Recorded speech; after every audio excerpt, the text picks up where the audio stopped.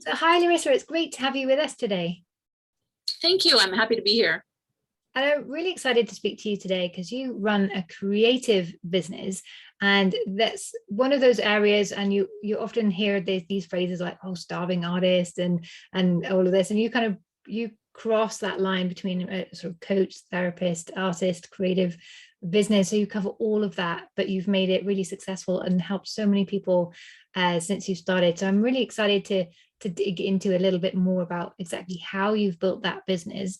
And I know that there's a big part of that has been driven around creating summits, which I know is really exciting. And now in this more online world, something that a lot of people are looking into, but don't know where to start with. So I'm going to pick your brains there and see how we can get people up and running the summits if and when it's a good idea for them. But before we dive into all that good stuff, I was wondering, can you tell us a little bit more about how you got started with your business in the first place? Yes, absolutely. So it's a long story that I'll shorten. So I've actually been running some form of a creative business for the last 30 plus years. I've always been a creative. I taught art, I taught crafts, I did home decor, so many things. And I always sabotaged it in some way because I didn't believe in myself enough. And I always went back to the safety of the paycheck. And then about 5, 6 years ago, I had a very bad bout of depression that hospitalized me.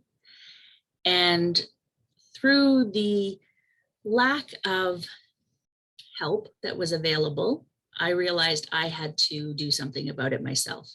And so I forced myself to create, and it started with journaling and then painting and on until I mean, I'm not saying I didn't get any medical help. I absolutely did, but I needed to do more than what was available. And so creativity is what actually helped me get through that. And that creativity changed my life, right? Absolutely brought me to a better place.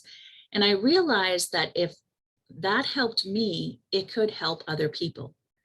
And so I started with just, sharing creations and creating with people. And I was teaching on in person here.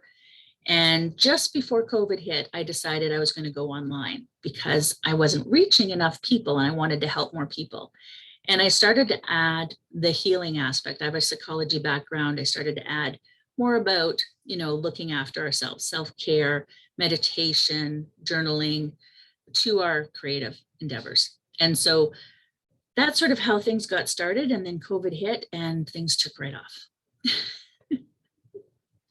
Yeah. So it just really allowed the business to grow. But there was a whole 30 plus years of, working towards that first. Yeah, and all of these journeys, we start to see people being visible once they're successful, and we think, wow, look at this amazing business, and we sometimes forget the journey that went on behind that, and it wasn't just an overnight success. And that's great that you were able to bring your passion for crafts, your background in psychology, and your own personal experience into your business. That must just feel so great to be able to bring all of that together and be helping people at the same time.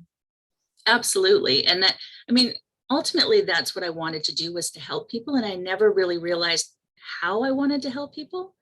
And so, I started with creative because that's what I knew. And then I realized how much that could help, but it's not enough on its own, right? So then if I really wanted to help, we had to dig a little deeper. And so, yeah, it was great to be able to bring all of that together, all my passions. Yeah.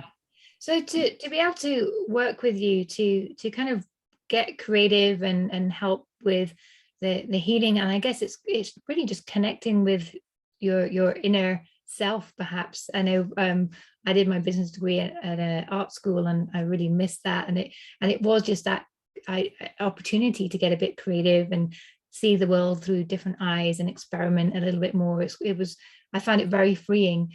But do you feel that to get the best results from a service like yours, you have to be an artist, someone that is already creative, or does it work for anybody? Oh, no, absolutely not. It works for anybody. Everybody is creative. And if you're creating, you're an artist, right? Everybody, there's a lot of misconception around creativity and art, what that looks like. Many people think you have to be writing a best-selling book or play in an orchestra or a rock band or, paint a masterpiece. And creativity is in everything we do, right? From cooking without a recipe to our gardening to the way we organize our office. Creativity is in everything. So absolutely not. And if we can allow ourselves to just sort of, creativity is like this gentle way of digging in a little bit. So with some prompts and a little bit of extra ideas given to you, you can actually dig into things that may be getting in your way. I love that. So what role do you think creativity can play in someone's life or maybe in their business? Is it something that's really essential to have, or is it just a kind of, oh, this is quite a nice thing to explore if you have a bit of spare time? No, I think it's essential. And I don't think people give enough credit to the amount of creativity they have. Like even wanting to start a business is creative, right? And then what you do with that. But creativity also allows you to sort of go with the flow and allows you to see what works and what doesn't and try new things. And so creativity in business is absolutely essential.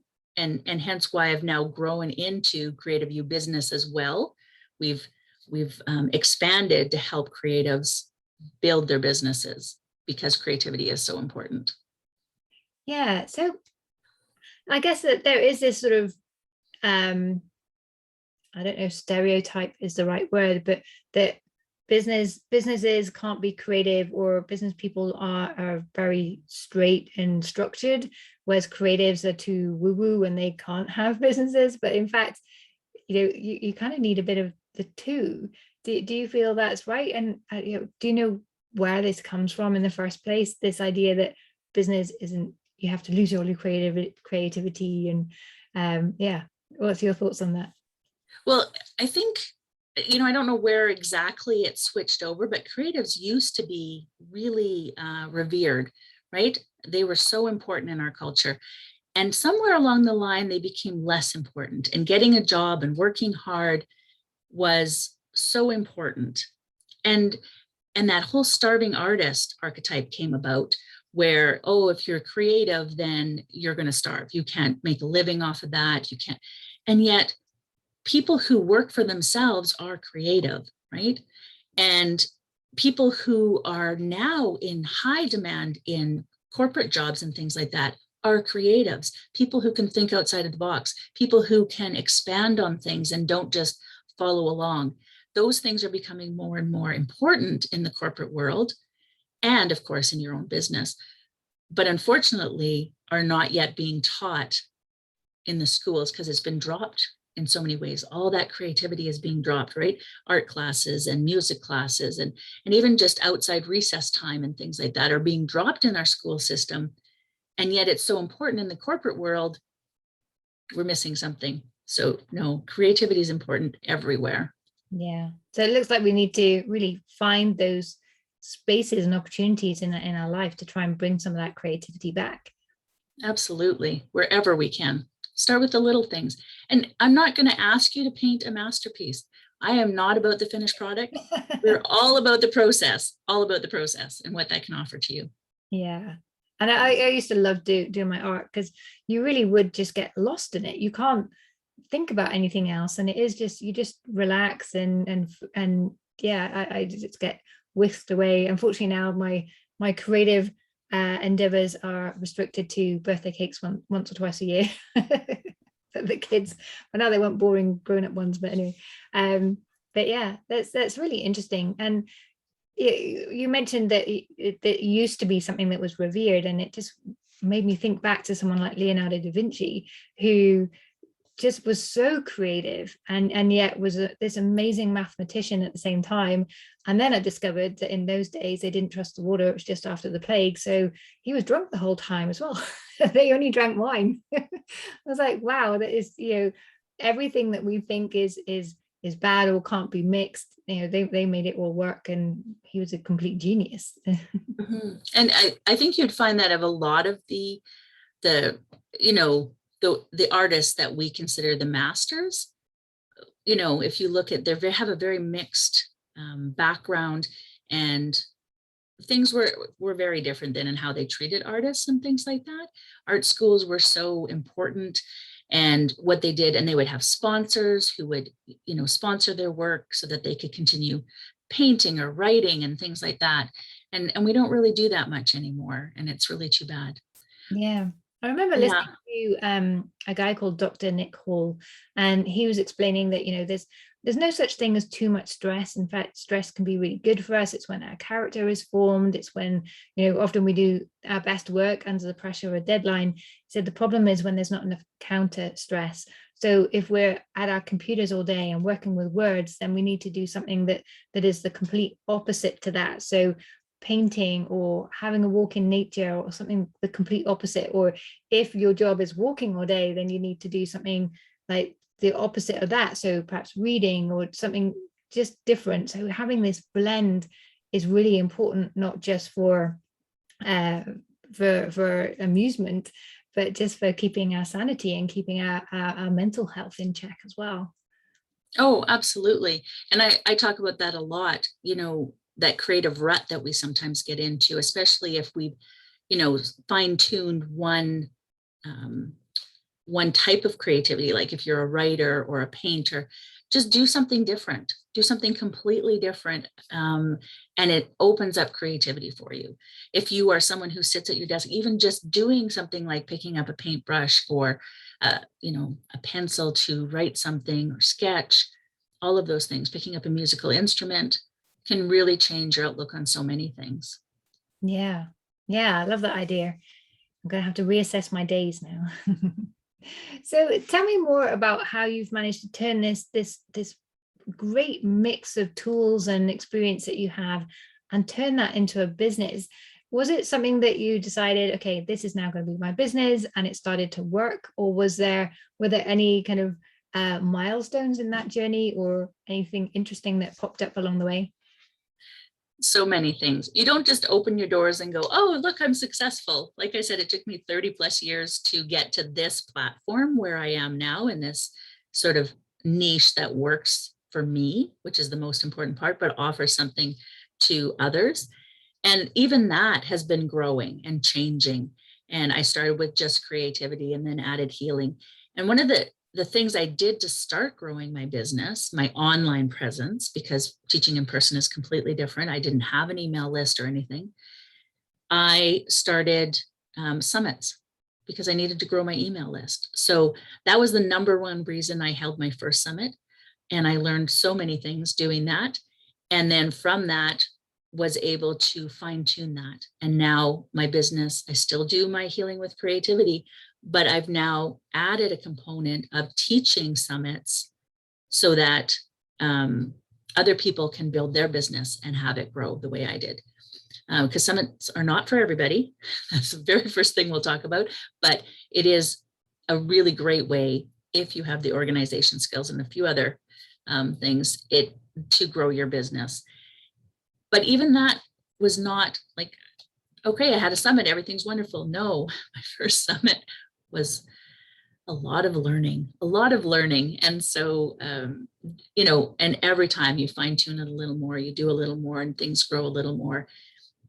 You try different things. I have a podcast. I have, you know, a membership. I was doing courses that didn't work out so well. So I do membership now. That works out better for me. So there's just different things that you try, you see, nope, that's not the best for me or the people that I'm reaching. And you have to switch it up, and you have to be willing to do that. I think in business, especially business for yourself, just until you figure out the right flow.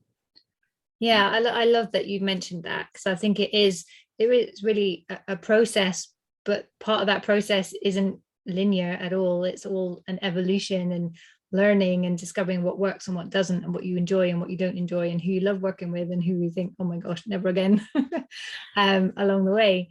So how, I know, you started with summits, and you mentioned that there was a lot of learning in that first one. I love that phraseology that you've used.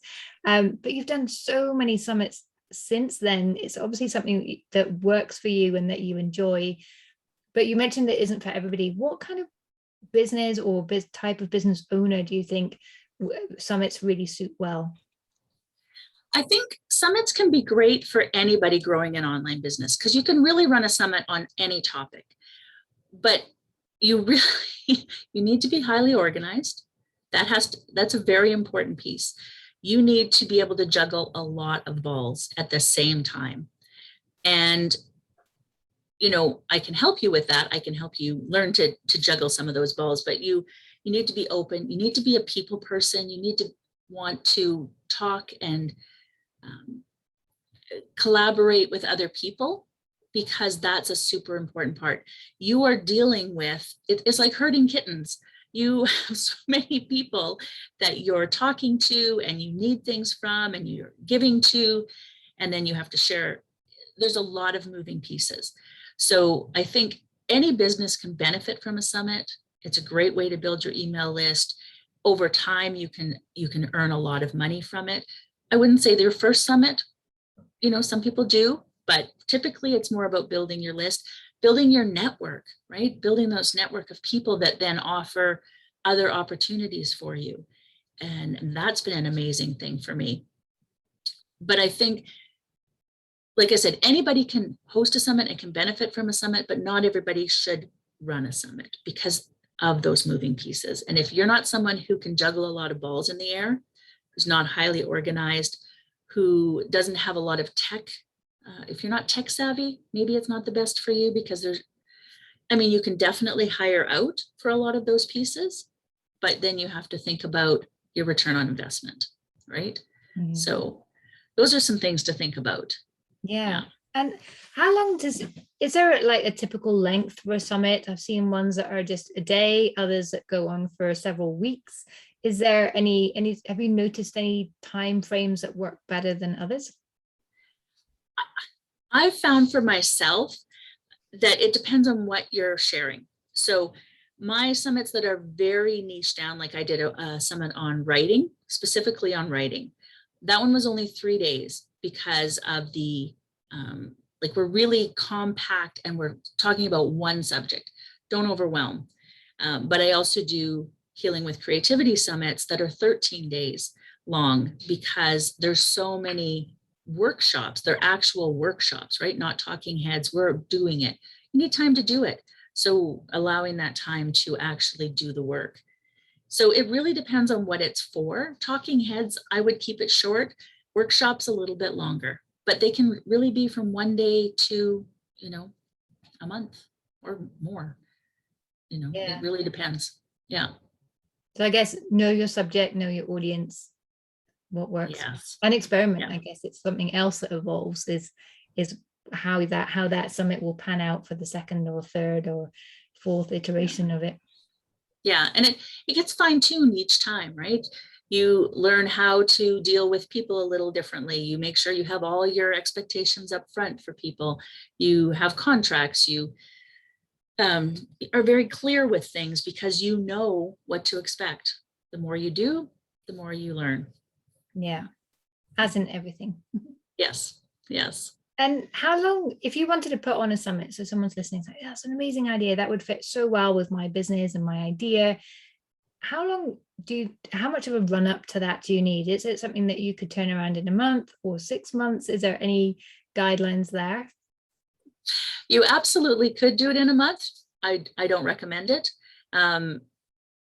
It depends on the expectations. If you're doing a live summit and people are going to show up and talk and they're, just doing a talking head, a lot of speakers, it's just a matter of reaching out. You could probably pull that off in a month with a lot of stress. Typically, I say about 90 days, to do one properly.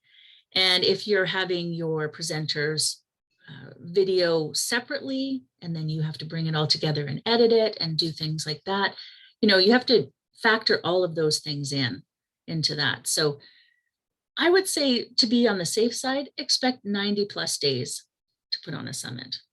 Yeah. Yeah. Yeah, that's great to know. And when it comes to summits, is it how much how can you encourage interactivity? Because I guess it's really a great opportunity to build that audience, build that community, start building those relationships with your audience. So if it's just talking heads and something you push out there, is it possible to build that relationship? Is there a magic sort of process there? I don't know about magic because it takes a lot of work, but having a group, like a Facebook group or a community group, I'm on Kajabi, so that's where I typically do it, but also Facebook groups, but where people can gather and talk about their experience. And you need to lead that.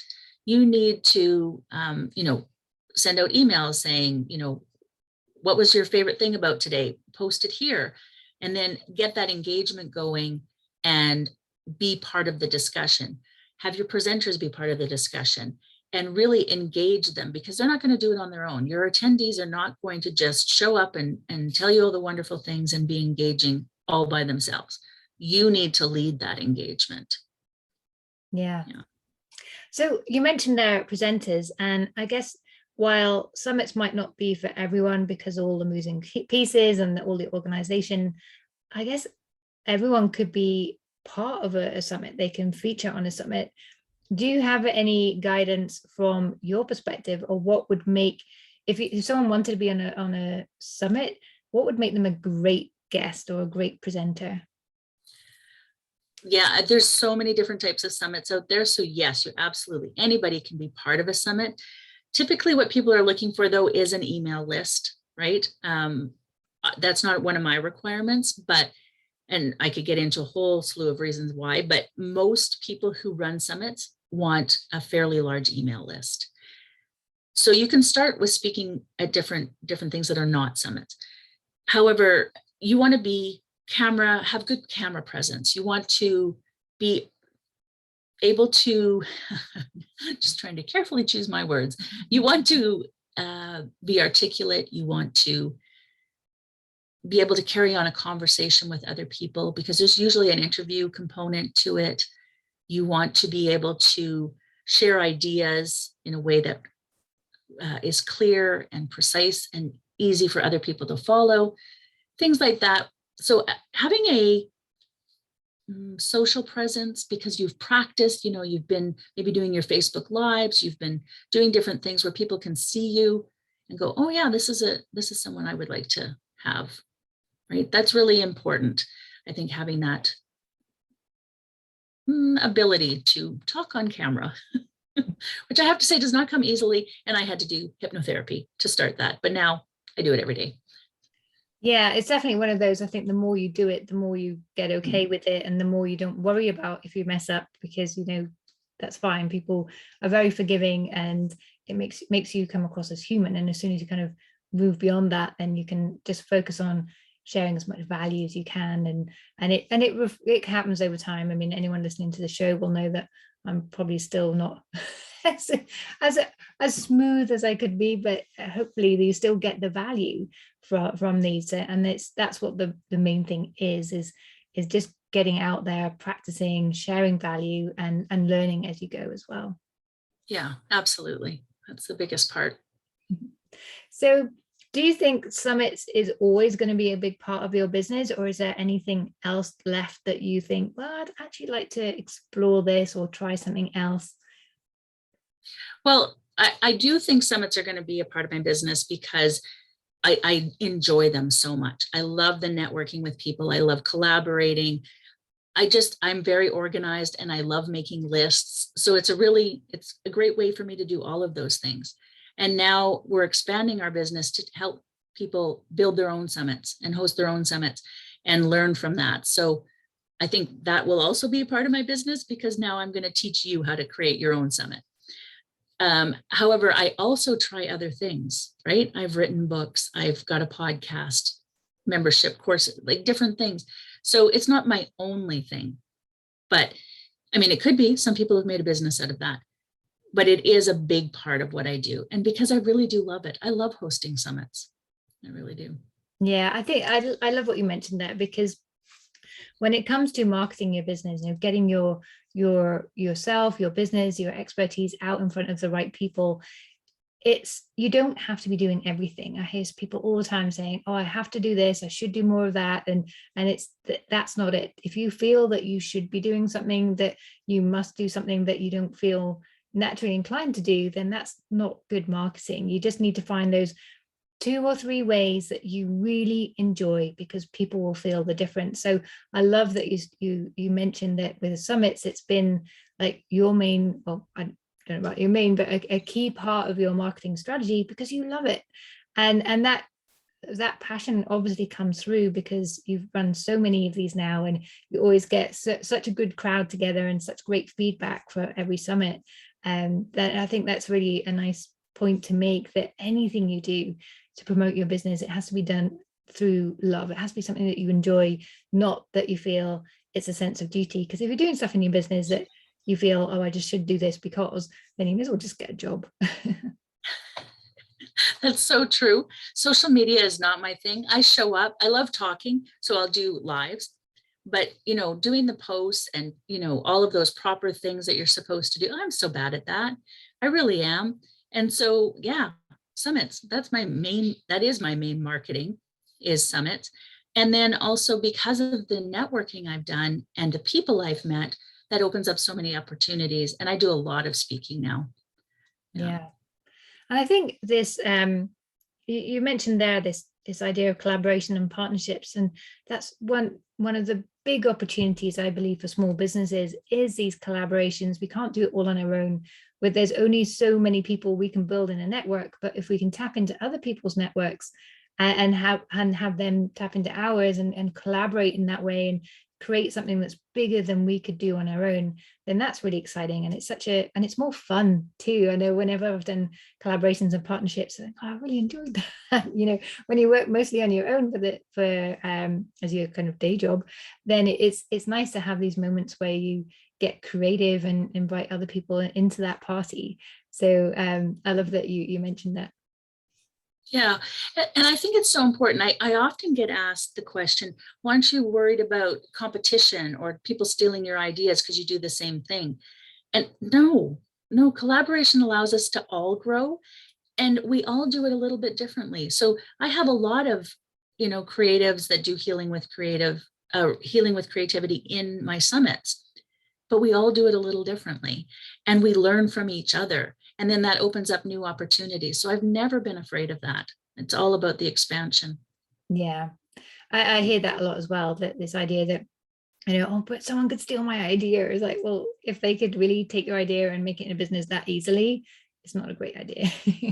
But as you say, we all bring a different perspective and different experience, and a different philosophy to the work we do, and we have different personalities that are going to gel with different people. So even if you had 10 people all doing exactly the same thing, they wouldn't all appeal to the same kind of people. So it's, as you say, it's great to collaborate instead of like competing with people as well. And you all learn and grow in that process. Absolutely. And I've made some amazing friends, and this business that I've started, CreativeU business, I'm actually creating a program with someone else. We're going to teach it separately. We're going to teach different people, but we're creating the program together. So that's the type of thing that you can do when you meet new people and collaborate and open yourself up to what other people are doing that's similar to you, but different. Yeah. And then you get this kind of third brain situation where you combining your experience and someone else's experience and ideas, and you put those together, and you always come up with something even better than you could have come up with separately. And that's really then just such a great gift to give to your audience and your clients. Yes, absolutely. And it's the same, every time we get together, it's like a brainstorming session. That's not how we set it out, but you say something and then I say, and then that sparks a new idea, and that's exactly it, right? And then new things. Oh, let's do this. Yeah, absolutely. So you've got this, so you've been running summits in your business for a long time. You fine-tuned it all, and now you're doing a summit. I'm sure it's got a better name than that. Have you given it a name yet? The Summit Spectacular. Summit Spectacular. I love that. And is that happening anytime soon? If people are listening, they, oh, that sounds just what I need. Yes, October 13th to 15th, 2021. We are doing the Summit Spectacular, and probably we'll do it one each year, at least once. And yes, we will be sharing from other presenters as well, how they've done summits, what they know about them. And then, yeah, we'll have a lot of value. I'm really excited about it. Sounds amazing. I know I'm going to be tuning in. Summits is one thing that I've always thought that could be fun, but it's just knowing how to get started. And that can take up a lot of, I think that's been my barrier, is just working through that whole process. So if you come and get that roadmap to start off with, then that's just going to save a lot of time, I think.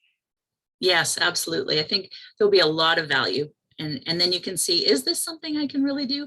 And then we also have a quiz on our website about whether or not you should be hosting a summit. So you can find out if this is the right way for you. Fantastic. What was your website? It's www.creativeu, that's the letter U, business.com. Great. Well, I'm going to check out that quiz. I'm curious now. Oh, I love I'm British, so we love quizzes. Perfect. Larissa, you've shared so much value. I've really loved learning more about your business and everything about creativity and summits. Is there anything else that you would love to share with the audience that perhaps we haven't tapped into yet? I think one of the things I'd like to just share is about, what it takes to be a woman in business, because men and women are so different and expectations are very different. But we try so hard to live in this masculine world. And I think if we can just step into our most authentic self, be ourself, and that doesn't have to be frilly girl, like I'm not a frilly girl, but just step into your most authentic self that's not trying to be something else. It's amazing how much of a difference that can make in your business, right? And stop pretending, stop trying to do something because other people are doing it that way. Do what works for you, and things just grow from that just so much. Stop trying so hard. I love That's that. really it. And I was listening to RuPaul, and he was saying, it's really hard to be confident and connect with the right people if you're not being yourself. And I guess the way you've obviously been yourself, and that's brought you all these opportunities and the collaborations and opened up all those partnership opportunities. So it's something that's really important, but I think it's hard to do sometimes, particularly if you've worked in corporate your whole life and you've just been always told, well, this is how you behave, and this is the values, and this is that, and then all of a sudden you have this freedom to decide for yourself who you be. You have to go on that journey of rediscovery, which I guess is why so many businesses evolve over the years, as you discover, oh, actually I can do this, oh, maybe I could do this as well, and it grows with you as well. It's a really exciting process. Yeah, it absolutely is. And I do a lot of that work in my CreativeUhealing.com. So same thing, but CreativeU, the letter U, healing.com. We work a lot on becoming our most authentic self, presenting in the world the way that feels right for us, and stop worrying about what everybody else thinks, right? But that takes a lot. And so we work on a lot of things through creativity, which is a gentle process to sort of expand on that and figure out, who are we? Because most of the time we don't even know. And so we have to figure that out first. Yeah. And again, it's a process. It's not, wake up one day and, oh, this is me. It is a process. Yes. It's all an adventure. Yes. Well, I love that you shared that, Larissa. I couldn't agree with that more. Thank you so much for everything you've shared. So if people want to know more about the Spectacular Summit, not the Summit, in October, it's CreativeU, letter U, business.com. Is that correct? That's right. Great. Yes. And I'll put the links to that in the show notes below. But anyone who's listened to this on the go, that's the place to go to learn more about this. Yes. And we hope to see you there, which is going to be Great. Lots of great information. Well, I'll certainly be there with a front row seat, so save me a place. All right, I will. Great. Thanks, Larissa. Thank you.